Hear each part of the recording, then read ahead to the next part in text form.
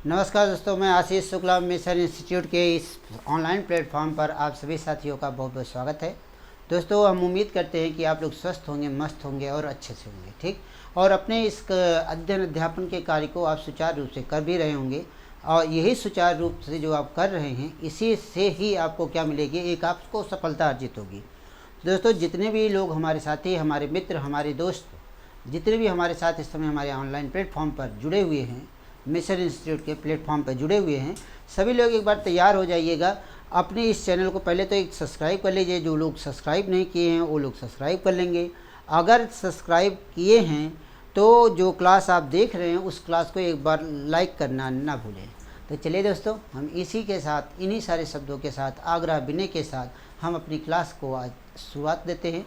अब जैसा कि हम लोग, आपको मालूम ही होगा कि हम लोगों ने कारक की शुरुआत किया था, ठीक है। हम लोगों ने किसकी शुरुआत किया था? कारक की शुरुआत किया था। अब कारक जब हम पढ़ना शुरू किए थे तो कारक में हमने आपको कारक की परिभाषा बताई थी, और कारक के साथ हमने कर्ता, कर्म, करण, करण, संप्रदान, संप्रदान, अपादान, अपादान कारक तक हमने पढ़ा था, ठीक। अपादान कारक तक हमने पढ़ा था। और आपको दोस्तों एक बात और यह भी बता देते हैं कि जैसा कि आपको यह होता है ना कि बहुत ज़्यादा लंबी वीडियो या बहुत ज़्यादा लंबी क्लासेस आपको देखने में आप बोर होते हैं, इसी वजह से हमने आपको ये कारक को अलग अलग भागों में बांट के बताया है। तो सबसे पहले जो कारक की वीडियो गई उसमें हमने आपको सिर्फ और सिर्फ कारक को परिभाषित किया है। किसको परिभाषित किया है? कारक को परिभाषित किया है। उसके बाद कर्ता और कर्म के साथ हम आए हैं। उसके बाद करण और संप्रदान, अपादान के साथ है। मतलब हमने आपको छोटी छोटी क्लासेस इसलिए दिया ताकि आप बिना उबे, बिना इधर उधर किए, आप ध्यानपूर्वक इन सभी कारकों को आप अच्छे ढंग से देख लें। तो दोस्तों, अब इन कारकों के बाद हमारे पास एक आता है, एक कारक आता है जिस कारक का नाम क्या होता है? संबंध कारक होता है। क्या नाम होता है? संबंध कारक नाम होता है, ठीक है। अब बात आती है संबंध कारक की, ठीक। संबंध कारक हम कहते किसे हैं? अगर आपसे पूछा जाए, संबंध नाम से ही स्पष्ट हो रहा है कि संबंध क्या होता है, ठीक। इस नाम से ही स्पष्ट हो रहा है कि संबंध होते क्या है, ठीक है। और जब संबंध कारक की बात करते हैं तो संबंध में क्या हो जाता है? संज्ञा अथवा सर्वनाम का क्या कहा जाता है? संज्ञा अथवा सर्वनाम का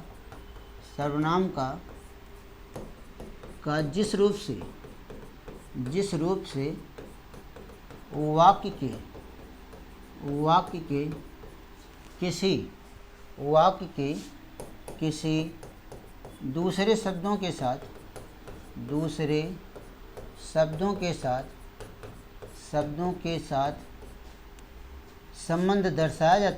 साथ संबंध दर्शाया जाता है, तो उसे क्या कहते हैं मित्र? तो उसे संबंध कारक कहते हैं, ठीक। तो उसे क्या कहते हैं? संबंध कारक कहते हैं, ठीक। हमने आपको परिभाषा तो दे दिया कि संबंध कारक क्या होते हैं, लेकिन ध्यान दीजिएगा इस संबंध कारक में हमने आपको जो परिभाषा दिया है वह परिभाषा किस तरह की है, यह ध्यान रखिएगा, ठीक है। हमने परिभाषा जो दिया है वहाँ हमने यह कहा कि संज्ञा अथवा सर्वनाम का जिस रूप से वाक्य के किसी दूसरे शब्दों के साथ संबंध दर्शाया जाता है, ठीक। जिस रूप से वाक्य के किसी दूसरे शब्दों के साथ संबंध दर्शाया जाता है उसे हम क्या नाम देते हैं? संबंध कारक नाम देते हैं, ठीक। अब हमने तो आपको यह परिभाषा दे दिया। हमने आपको क्या दिया? एक हमने आपको परिभाषा दे दिया। इस परिभाषा से तो आप समझ ही गए होंगे संबंध कैसे दर्शाया जाएगा। लेकिन दोस्त यह ध्यान रखिएगा कि हम आपको एक और आसान बताते हैं। जैसे यहाँ पर क्या होगा, कोई एक संज्ञा शब्द होगी, ठीक, या संज्ञा के स्थान पर प्रयोग होने वाला कौन होता है? सर्वनाम होता है, ठीक। इस संज्ञा और सर्वनाम का संबंध जब हम दूसरी संज्ञा या सर्वनाम के साथ दर्शाते हैं, ठीक। सर्वनाम का संज्ञा से, संज्ञा का सर्वनाम से, ठीक, सर्वनाम का सर्वनाम से, संज्ञा का संज्ञा से जब हम संबंध दर्शाते हैं, ध्यान से सुनते रहिएगा, संज्ञा का संज्ञा से, सर्वनाम का सर्वनाम से, संज्ञा का सर्वनाम से और सर्वनाम का संज्ञा से जब हम संबंध दर्शाते हैं तो संबंध दर्शाने के लिए, संबंध ऐसे ध्यान रखिएगा, संबंध दर्शाने के लिए के लिए जिस चिन्ह का प्रयोग किया जाता है, जिस चिन्ह का प्रयोग किया जाता है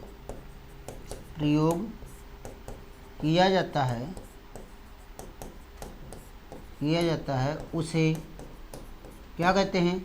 उसे संबंध कारक कहते हैं। उसे क्या नाम देते हैं? संबंध कारक कहते हैं। ठीक, उसे क्या नाम दिया जाता है? संबंध कारक कहते हैं। ठीक है, अब यहाँ पे देख लिया। और यह संबंध कारक के जो चिन्ह होते हैं वह कौन कौन से होते हैं? जैसे अगर आपको सामने कहा जाए का, के, की, ठीक, रा, रे, री, ठीक, गा, गे, गी, गा, गे, गी, ठीक है, ना, ने, नी, ना, ने, नी, ठीक, सा, से, सी, सा, से, सी। यह सारे जो हमने यहाँ पर शब्द लिखा, यह सारे चिन्ह किसके चिन्ह होते हैं? संबंध कारक के चिन्ह होते हैं। जब आप ध्यान रखिएगा, जब संज्ञा को संज्ञा से जोड़ने के लिए, ठीक, संज्ञा को किससे जोड़ने के लिए? संज्ञा को संज्ञा से जोड़ने के लिए, संज्ञा को सर्वनाम से जोड़ने के लिए, सर्वनाम को संज्ञा से जोड़ने के लिए, सर्वनाम को सर्वनाम से जोड़ने के लिए जिस चिन्ह का प्रयोग किया जाएगा वह कौन कौन से चिन्ह होंगे? यह सारे चिन्ह लगे होंगे।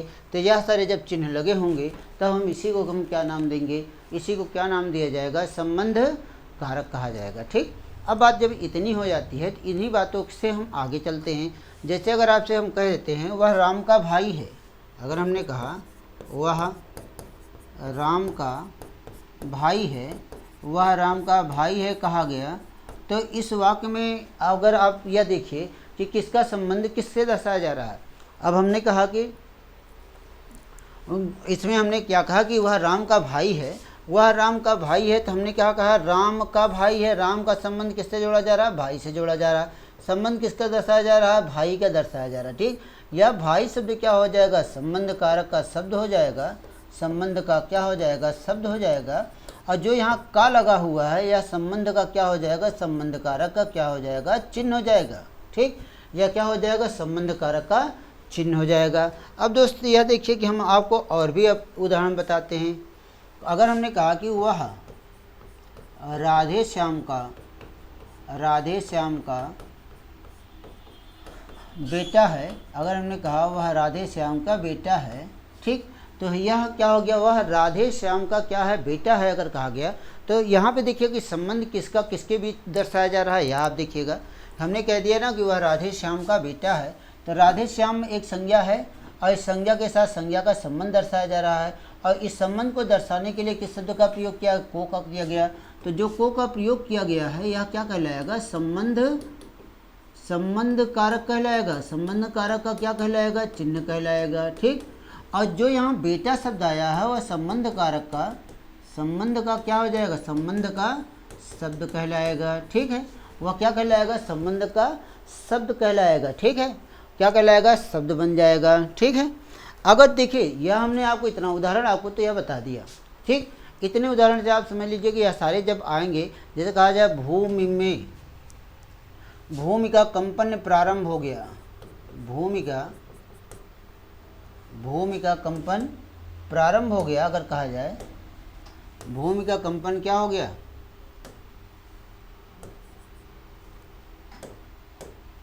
अगर कहा जाए भूमि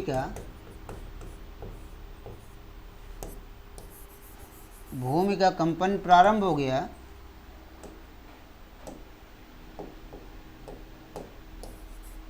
भूमि का कंपन क्या हुआ भैया? प्रारंभ हो गया। तो इसमें क्या हो गया? एक शब्द का दूसरे शब्द के साथ क्या किया जा रहा है? संबंध दर्शाया जा रहा होता है। ठीक, एक शब्द का दूसरे शब्द के साथ क्या दर्शाया जा रहा होता है? संबंध दर्शाया जाता है। तो दोस्त यह ध्यान रखिएगा, जब हम संबंध कारक की हम बात करते हैं, संबंध कारक में हो क्या जाता है कि हमेशा एक वाक्य का दूसरे वाक्य के साथ, जैसे कहा जाए भूमि का, हमने अभी आपको वाक्य बोला था ना, भूमि का कंपन क्या हो गया? प्रारंभ हो गया।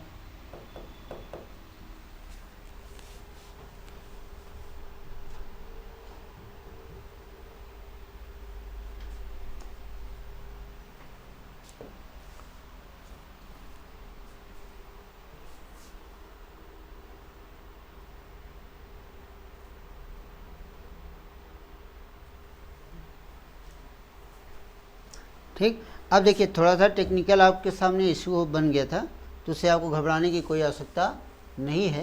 और हम लोग फिर अपने उसी मंतव्य पे आ जाते हैं, ठीक है। हम फिर से अपने उसी कर्तव्य उसी जगह पे आते हैं। हम आपको संबंध कारक बता रहे थे ना, तो उसी संबंध कारक पे ही जुड़ते हैं।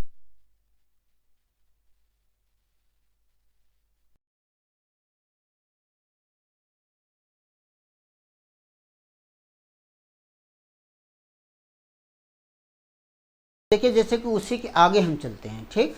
उसी के जब हम आगे चलते हैं तो उसके आगे हम जब चलते हैं तो हमें फिर एक मिलता है। क्या मिलता है यह आपको हम बता रहे हैं, ठीक है। और जैसे कि हमने कहा कि भूमि का कंपन प्रारंभ हो गया, भूमि का कंपन, ठीक, भूमि का कंपन। फिर अगर आपसे कहा जाए राजा का पुत्र, राजा का पुत्र हो गया, ठीक। विधान उसके बाद फिर कहा जाए राजा का पुत्र कह दिया जाए, तो यहाँ पे अगर आप देखें का आया है, दोनों के बीच में क्या कर रहा है, संबंध स्थापित कर रहा होता है, ठीक। दोनों के बीच में क्या कर रहा होता है, संबंध स्थापित कर रहा होता है। जो यह संबंध स्थापित कर रहा होता है, इन्हीं सारे चिन्हों को हम क्या कहते हैं, संबंध कारक कहते हैं, ठीक।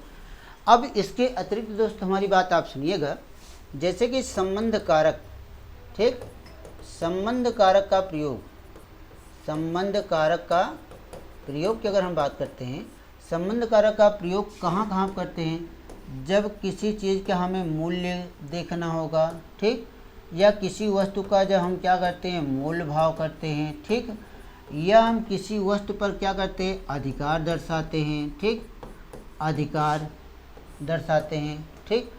और क्या करते हैं, कार्य और कारण के लिए, कार्य और कारण के लिए, कारण के लिए हम किसका प्रयोग करते हैं, के लिए संबंध कारक का हम प्रयोग करते हैं। किसका प्रयोग करते हैं, संबंध कारक का, संबंध कारक का प्रयोग करते हैं, ठीक। इसका प्रयोग करते हैं, संबंध कारक का क्या करते हैं, हम प्रयोग करते हैं, ठीक है। क्लियर है। जैसे अगर मान लीजिए कि हमने आपसे कहा कि यह मुंशी प्रेमचंद का उपन्यास है, कहा यह मुंशी प्रेमचंद का उपन्यास है, ठीक। किसका उपन्यास है, मुंशी प्रेमचंद का उपन्यास है, ठीक। किसका उपन्यास है, मुंशी प्रेमचंद का उपन्यास है। अब देखिए मित्र, यहाँ पे जो लिखा गया है तो लिखा क्या गया है, मुंशी प्रेमचंद का उपन्यास है। यह उपन्यास किसका है, प्रेमचंद का है। तो उपन्यास पर क्या किया जा रहा है, अधिकार दर्शाया जा रहा है। उपन्यास पर क्या किया जा रहा है, अधिकार दर्शाया जा रहा है। और जिस पर अपना अधिकार दर्शाया जाएगा वह क्या कहलाएगा, संबंध कारक कहलाएगा। यह उपन्यास संबंध कारक है। इसके कैसे संबंध बना रहा, का से, या संबंध कारक का क्या हो जाता है मित्र, चिन्ह हो जाता है। इस चीज़ का आप विशेष ध्यान दीजिएगा। या क्या हो जाता है, संबंध कारक का क्या हो जाता है, चिन्ह हो जाता है, ठीक है। अगर हम कहते हैं आलू, आलू कितने रुपए की है, कितने रुपए की है, रुपए की है। अब यहाँ देखिए फिर की आ गया, यह भी संबंध मूल भाव की बात हो रही है ना। क्या दर्शाया जा रहा है, मूल भाव दर्शाया जा रहा है, नहीं दर्शाया जा रहा है, ठीक है। क्या दर्शाया जा रहा है, मूल भाव दर्शाया जा रहा है। अगर हमने या मूल भाव किया आलू कितने रुपए की है, तो अगर उत्तर मिलता है, कहा जाता है आलू 10 रुपए की है, 10 रुपए की है, रुपए की है। अब फिर देखिए यहाँ की आ गया, फिर आपको देखिए मूल्य की बात हो गई और मूल भाव की बात हो गई, ठीक। और यह हमने अधिकार की भी बात कर दी है, ठीक है। यह हमने अधिकार की बात कर दी। अब यह जो हमने आपको दर्शाया, यह सबके सब क्या बन जाते हैं, यह सबके सब क्या बन जाते हैं, सारे के सारे संबंध कारक बन जाते हैं दोस्त, ठीक। सारे के सारे क्या बन जाते हैं, संबंध कारक बन जाते हैं। तो इस तरह से ही आपको क्या करना है दोस्तों, आपको संबंध कारक पहचानना है, ठीक। इस तरह से ही आपको क्या करना है, संबंध कारक को पहचानना है। क्लियर हो गई बात। अब हम इसके आगे चलते हैं दोस्तों, अब हम इसके आगे चलते हैं। तो इसके आगे हमें एक मिलता है, क्या, एक कारक मिलता है जिसका नाम क्या हो जाता है, अधिकरण कारक। क्या नाम होता है, अधिकरण कारक हो जाता है। क्या हो जाता है, अधिकरण कारक हो जाता है, ठीक। अब बात आई अधिकरण कारक की, ठीक है। अब बात किसकी आई है, अधिकरण कारक की आई है। अब अधिकरण कारक की अगर हम बात करते हैं तो अधिकरण कारक मतलब क्या हो जाता है? अधिकरण का अर्थ क्या होता है? अगर आपसे पूछा जाए अधिकरण, अधिकरण का अर्थ क्या होता है मित्र? अब यहीं से आप देखिए, यहीं से आपको पकड़ लेना है कि अधिकरण का अर्थ क्या होता है। ठीक, अधिकरण का अर्थ क्या होता है? आधार। ठीक, क्या हो जाता है? आधार होता है। ठीक, अधिकरण का अर्थ क्या होता है? आधार होता है। ठीक है, अब वो जब परिभाषा का दिया जाता है तो कहा जाता है क्रिया के आधार की, क्रिया के आधार को सूचित करने वाले संज्ञा अथवा सर्वनाम के शब्द को, संज्ञा अथवा सर्वनाम के शब्द को, सर्वनाम के शब्द को क्या कहते हैं? अधिकरण कारक कहते हैं। ठीक, क्या कहते हैं? अधिकरण कारक कहते हैं। अब देखिए, हमने आपको यहाँ पे एक लिखा संज्ञा अथवा सर्वनाम के, संज्ञा अथवा सर्वनाम के शब्द को क्या कहा जाएगा? अधिकरण। मतलब कि जब क्रिया के आधार की सूचना जिससे मिले, जिस पर क्रिया चल रही होगी, जब क्रिया चल रही होगी, जिस पर चल रही होगी, वह शब्द क्या कहलाएगा? हमेशा अधिकरण कारक कहलाएगा। और अधिकरण कारक के जो चिन्ह होते हैं, अगर हम आपको अधिकरण कारक के चिन्ह की बात करते हैं, अधिकरण कारक के चिन्ह, अधिकरण कारक के चिन्ह कौन कौन से होते हैं मित्र? यहाँ देखिए चिन्ह दो होते हैं, एक में होता है और एक क्या हो जाता है? पर होता है। ठीक, क्या होता है? एक में होता है, दूसरा क्या हो जाता है? पर हो जाता है। अब इस में का जो प्रयोग करते हैं, में का प्रयोग किसके लिए किया जाता है? अंदर के लिए। ठीक, जहाँ पर कोई वस्तु किसी के अंदर होगी तो वह क्या कहलाएगी? में। वहाँ पर क्या प्रयोग किया जाएगा? में का प्रयोग किया जाएगा। ठीक, लेकिन जब कोई चीज़ ऊपर होगी तो ऊपर जब कोई चीज़ होगी तो उसके लिए हम क्या करेंगे? पर का प्रयोग करेंगे। जैसे कि अगर अभी आप ऐसे रखिए कि हम कहाँ पर हैं? कमरे में हैं, कमरे पर नहीं हैं। ठीक, क्योंकि कमरे के अंदर हम पैक है ना, अंदर घुसे हुए हैं। जहाँ हम घुसे हुए होंगे वहाँ पे क्या हो जाएगा? में का प्रयोग किया जाएगा। और जहाँ ऊपर की बात आएगी, मतलब किसी के ऊपर छत पर होते हैं, ठीक, गाड़ी पर होते हैं, ठीक, जैसे दुपहिया हम चलाते हैं तो उस गाड़ी पर बैठे होते ना, गाड़ी में नहीं बैठे होते, बस के अंदर होते हैं। ठीक, बस के अंदर घुसते हैं, ट्रेन में होते हैं। ठीक, ट्रेन में बैठे हैं, कहते ट्रेन में हैं, ट्रेन में बैठे हैं, बस में बैठे हैं। यह में का प्रयोग अंदर के लिए किया जाता है, पर का प्रयोग किसके लिए किया जाता है? ऊपर के लिए किया जाता है। ठीक, तो इतनी बातें हमारी आप क्लियर हुई ना कि में का प्रयोग कहाँ करेंगे, पर का प्रयोग कहाँ करेंगे। जब हम इतनी बातें करते हैं, जैसे कहा जाए, अगर हम आपके सामने एक उदाहरण देते हैं, हम कहते हैं कौवा छत पर बैठा है। ठीक, अब हमने एक वाक्य लिखा, कौवा कहाँ बैठा है भैया? छत पर बैठा है। तो कौवा बैठने का आधार क्या हुआ? छत हुआ। ठीक, तो इसलिए पर हुआ। अगर हम इसको हम इस तरह से नहीं कह सकते कौवा छत में बैठा है, इस तरह तो नहीं कह सकते ना कि कौवा छत में बैठा है। छत में कभी नहीं बैठा होता, कौवा छत पर बैठा, पेड़ पर बैठा होता है। ठीक, क्लियर है। और अगर हमने एक और उदाहरण दिया आपको, हमने कहा नाव जल पर तैरती है, जल पर तैरती है। कहाँ तैरती है? जल पर तैरती है। नाव कहाँ तैरती है? जल पर तैरती है। अब देखिए नाव को तैरने, जब मान लो ये पानी है, इस पानी के ऊपर नाव जा रही है ना, पनडुब्बी की तो हमने बात नहीं की ना कि पनडुब्बी की बात कर दे पानी के अंदर, आप कह दो सर जी पानी के अंदर वो तो घुस जाती है। नहीं, हमने कहा नाव जल पर तैरती है, तो नाव जो होती है वह जल के ऊपर ही तैरती है ना, अंदर तो नहीं जाती है ना, कि अंदर डूब जाती है, उसके अंदर हो जाती है। जब अंदर डूब जाती है तो वह डूब जाने में क्या हो जाएगा? में का प्रयोग कर देंगे। अगर हम और भी वाक्य कहते हैं, अगर कहा जाए भौरा, हमने क्या कहा? भौरा फूलों पर मंडरा रहा है। भौरा कहाँ मंडरा रहा? फूलों पर मंडरा रहा है। ठीक, भौरा कहाँ पर मंडरा रहा है? फूलों पर। ठीक, अगर कहा जाए पिताजी घर में हैं, पिताजी घर में हैं। ठीक, घर में है, तो यह घर के अंदर है ना, पिताजी कहाँ है? घर के अंदर है। ठीक है, तो उसमें क्या, उसके लिए हमें किसका प्रयोग कर देना पड़ा है, उसके लिए हमें मे का प्रयोग करना पड़ा है। किसका प्रयोग करना पड़ा है, मे का प्रयोग कर देना पड़ा है। तो यह जो हमने आपको बताया, तो यह चीज़ आप याद रखिएगा कि हम जब मे का प्रयोग करते हैं, मे का प्रयोग हम किसके लिए करते हैं, अंदर के लिए करते हैं। पर का प्रयोग हम किसके लिए करते हैं, ऊपर के लिए करते हैं। ठीक, अब जैसे कि अगर आपसे कोई जब समय पूछता है, समय बताने के लिए, समय बताने के लिए हमेशा क्या लगाया जाता है, मे का प्रयोग। कहा जाता है घड़ी में 9:45 बजे हैं, कहा जाता है ना, घड़ी में 9:45 बजे हैं, 9:45 बजे हैं। ठीक, और यह वाक्य आप इस तरह तो कह नहीं सकते हैं घड़ी पर 9:45 बजे हैं, नहीं कहा जा सकता। हम जब भी कहेंगे तो क्या कहेंगे, घड़ी में 9:45 बजे हैं। क्या बजे हैं, 9:45 बजे हैं। तो यह सब जो है हमने आपको बताया है, यह सब क्या कहलाता है, यह सब हमेशा कहाँ चला जाता है, अधिकरण कारक में चला जाता है। इसीलिए हमने आपको अधिकरण का सबसे पहले एक शब्द हमने यार से बताया कि आधार होता है। तो आप ध्यान रखिए, घड़ी में कहाँ क्रिया कहाँ हो रही, घड़ी में हो रही है। पिताजी वाली क्रिया कहाँ हो रही, घर में हो रही है। भौरों की क्रिया कहाँ हो रही, फूलों पर हो रही है। नाव की क्रिया कहाँ हो रही, जल पर हो रही। कौवा की क्रिया कहाँ हो रही, मैं तेरे छत पर हो रही है। ठीक, अब अगर आपसे मान लो कि इतनी तो बातें हैं क्लियर, इतनी तो हमने आपको बता दिया, लेकिन अगर आपसे यह कह दिया जाए कि राम दिन में सोता है, राम दिन में सोता है। ठीक, राम कब सोता है, दिन में सोता है।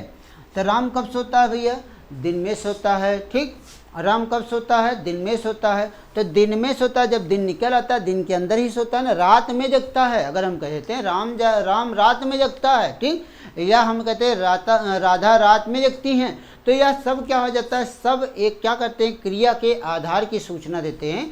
ऐसा इसलिए होता है क्योंकि वह रात में जगती है, रात जब हो जाती पूरी रात जगती है। दिन में क्या होता है, सोती है। मतलब यह दोनों हमने अपोजिट बताया ना, दोनों, दिन में जगने वाला काम होता है, रात में सोने वाला काम होता है। तो जब दिन में हम जगते हैं, दिन में हम सोते हैं, तो वह विशेष हो जाता है ना।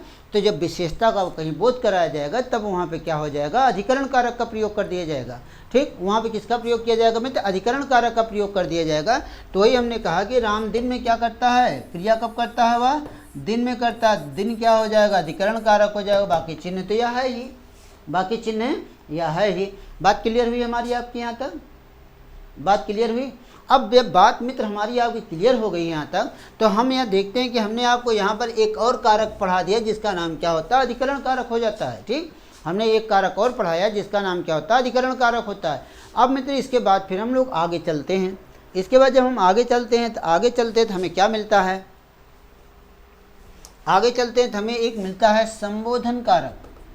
क्या मिलता है, संबोधन कारक मिलता है। ठीक, अब अगर आपसे पूछा जाए संबोधन कारक किसे कहा जाता है, अगर कहा जाए संबोधन कारक किसे कहते हैं, संबोधन कारक किसे कहा जाता है, तो यह आप बताइए कि संबोधन कारक हम किसे कहते हैं, बताइए। चलिए, संबोधन मतलब कि जब किसी वाक्य, मतलब जब हम किसी को बुलाने या पुकारने के लिए, ठीक, किसी संज्ञा अथवा सर्वनाम को, किसी ऐसे सीधे लिए किसी को पुकारने या बुलाने के लिए संबंध कारक का प्रयोग किया, संबोधन कारक का प्रयोग किया जाता है। किसका प्रयोग किया जाता है, संबोधन कारक का प्रयोग किया जाता है, कारक का प्रयोग किया जाता है। ठीक, संबोधन कारक का क्या किया जाता है, प्रयोग किया जाता है। किसी को पुकारने या बुलाने के लिए किसका प्रयोग किया जाता है, संबोधन कारक का प्रयोग किया जाता है। जैसे अगर आपसे कहा जाए, जैसे अगर आपसे कहें तो, अगर जैसे कह दिया जाए तो क्या हो जाएगा, जैसे मतलब क्या होगा ये आप बताएंगे हमें। जैसे अगर हमने कहा हे, हमने कहा हे क्या कर रहे हो, क्या कर रहे हो, हमने यह एक कह दिया हे क्या कर रहे हो, तो यह हमने क्या कर दिया, किसी न किसी को क्या कर दिया, हमने एक इशारे में बात कही। ठीक, किसी न किसी से हमने क्या किया, एक इशारे में हमने बात कहा। जब हमने किसी को एक इशारे में हमने बात कही तो वह क्या कहलाएगा, संबोधन कारक कहलाएगा। अगर कहा जाए अजी सुनते हो, क्या कहा जाए, अजी सुनते हो, हमने यह कहा अजी सुनते हो, तो यहाँ पर भी क्या हो गया, संबोधन कारक का प्रयोग कर दिया गया। किसका प्रयोग किया गया, संबोधन कारक का प्रयोग कर दिया गया। ठीक, किसका प्रयोग कर दिया भैया? संबोधन कारक का प्रयोग कर दिया गया। ठीक, किसका प्रयोग कर दिया गया? संबोधन कारक का प्रयोग कर दिया गया। क्लियर है? किसका प्रयोग किया गया? संबोधन कारक का। अब दूसरी विशेष खास बात यहाँ पे सुन लीजिएगा, इस संबोधन या जो चिन्ह लगा हुआ है या डंडी के साथ जो बिंदी लगी हुई है, यही चिन्ह क्या होता है? संबोधन का चिन्ह होता है। किसका चिन्ह होता है? संबोधन का चिन्ह होता है। ठीक, अब इसके पहले जो भी शब्द रहेगा तो उसके उस शब्द का आगे इसके बाद वाले शब्द वाक्य के साथ उसका कोई संबंध नहीं रहेगा। ठीक, तो संबोधन के शब्दों, ऐसे ध्यान रखिए, संबोधन के शब्दों का वाक्य पर कोई प्रभाव नहीं होता है, कोई प्रभाव नहीं होता है। ठीक, मतलब कि जो यहाँ पर अजी शब्द लगा है, इस अजी का कोई प्रभाव कहाँ नहीं जाएगा? सुनते हो पर नहीं जाएगा। सुनते हो क्या हो जाएगा? एक सरल वाक्य हो जाएगा। या अपने आप में क्या हो जाएगा? महान हो जाएगा। या जब अपने आप में महान हो जाएगा तो यह क्या कहलाएगा? संबोधन कहलाएगा। क्या कहलाएगा? संबोधन कहलाएगा। क्लियर है बात? इतनी बातें क्लियर है हमारी आपकी? इसमें कोई दिक्कत, कोई शक, कोई बीमारी नहीं। तो इस तरह दोस्तों हमने क्या किया, आज हमने आपके सामने कारक की पूरी परिभाषा को ख़त्म कर दिया। ठीक, कारक की हमने आपको संपूर्ण चीज़ें एक एक करके हमने छोटी छोटी क्लिप में हमने डाला है कि एक एक करके आपको हमने सारी चीज़ें पढ़ा दिया। ठीक है, तो दोस्तों अब इस क्लास को आप लोग अच्छे ढंग से देखिएगा, समझिएगा। जहाँ पे आपको न समझ में आए तो वहाँ एक बार आप हमें कमेंट बॉक्स में जाकर कमेंट जरूर करिएगा। ये तत्परता जो है हम आपके लिए तो दिखा रहे हैं, जिससे कि आपका भविष्य सुनहरा बन सके। ठीक, थोड़ी सी अगर आप मेहनत कर लेते हैं तो आप चमकते हुए एक सितारे के रूप में समाज में व्याप्त रहेंगे। ठीक, समाज में क्या रहेंगे? आप रहेंगे। ठीक, कैसे रहेंगे? चमकते हुए एक सितारे के रूप में रहेंगे। लेकिन बस क्या करना है मित्र, थोड़ी सी आपको मेहनत करनी है। तो चलिए, अब आज का एक कारक और यह जो क्लासेस हमारी चल रही थी यहीं पर समाप्त होती है। इसके बाद फिर हम अगली क्लास लेके आएंगे। अगले मुद्दे हिंदी व्याकरण का अगला मुद्दा लेके आएंगे। हिंदी व्याकरण का जब अगला मुद्दा लेकर आएंगे उस मुद्दे की हम बात करेंगे। तो उन सभी मुद्दों में यह ध्यान रखिएगा, उन सभी मुद्दों में आपका क्या जाएगा, ध्यान रखिएगा, कोई ना कोई एक व्याकरण का हिस्सा होगा। ठीक, अब बाकी आगे की क्लासेस कल होंगी। चलिए दोस्तों, ईश्वर करे कि आप लोग जल्द से जल्द सफल हो जाएं। और इन्हीं सारी बातों के साथ हम विराम देते हैं और अगली क्लास में हम कल मिलते हैं, अपने उसी निर्धारित समय पर मिलते हैं। तब तक के लिए आप सभी को जय हिंद, जय भारत, नमस्कार।